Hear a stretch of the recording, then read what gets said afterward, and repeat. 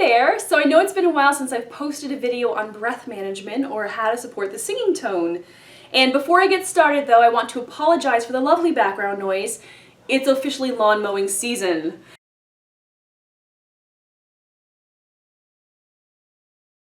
So today I want to talk about two less common coordination errors that have presented themselves in my studio a number of times over the years. So I feel as though if they keep showing up, they keep turning up in my studio, it's a good idea to address them in case any of you are also dealing with these kinds of coordination errors.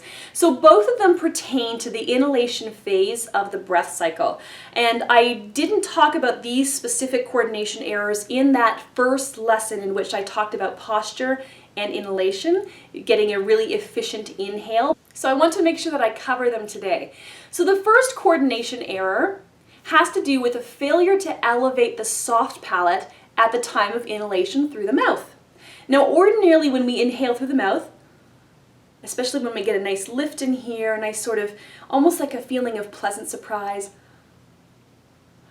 or like you're going to say something and you stop yourself, right? So ordinarily that's what happens. The soft palate goes up and it domes across the top of the mouth cavity and the pharyngeal constrictor muscles release so that the pharynx kind of opens up and the larynx descends and the tongue root relaxes and gets kind of forward and out of that throat space.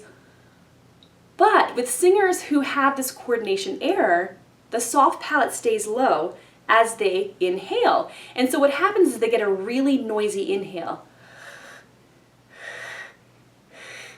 So I'm exaggerating a little bit here, but not only is it noisy and kind of unattractive, it's also an inefficient means of drawing in our air because that lowered soft palate impedes the incoming airflow.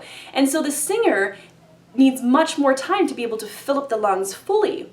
Now, even if you're in a situation in which you don't necessarily need to fill up your lungs fully, the vocal phrase, let's say, is not very long, you probably still don't want to have a really noisy, unattractive inhale.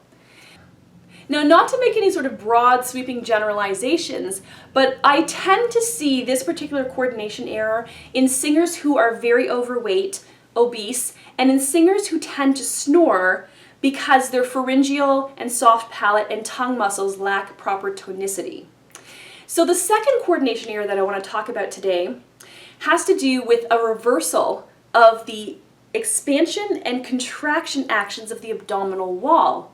So under ordinary circumstances, when we're breathing at rest, when we're sleeping, we inhale and the belly kind of goes out a little bit and the lower ribs expand a little bit. And then when we exhale, all that comes in. And typically I see this habit in young singers and in singers who sort of, we'll say, aren't very coordinated and kind of lack good body awareness, accurate kinesthesia.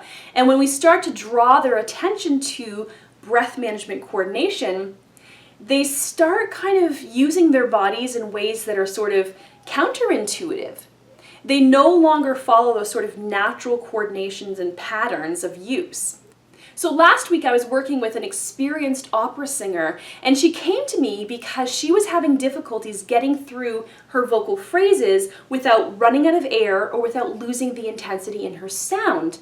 And so as I watched and listened to her sing an aria, I took note of what was going on and I realized what was happening was she was taking these very, very high breaths up through here, clavicular breathing, up high in the chest, that almost like gasping breath of exhaustion kind of posture. And she wasn't elevating this before inhalation. And so as she took her breath, the abdominal wall moved in. Let me show you what happens here. All right, so I'm going to take a breath just like she was taking it, and watch my hand here. I'm going to place it right here on this epigastric area, this area between my belly button and the bottom of my sternum. And that's how she was taking her breath. See how my hand moved in a little bit? So that means that the lower ribs aren't expanding and the diaphragm is not descending very low.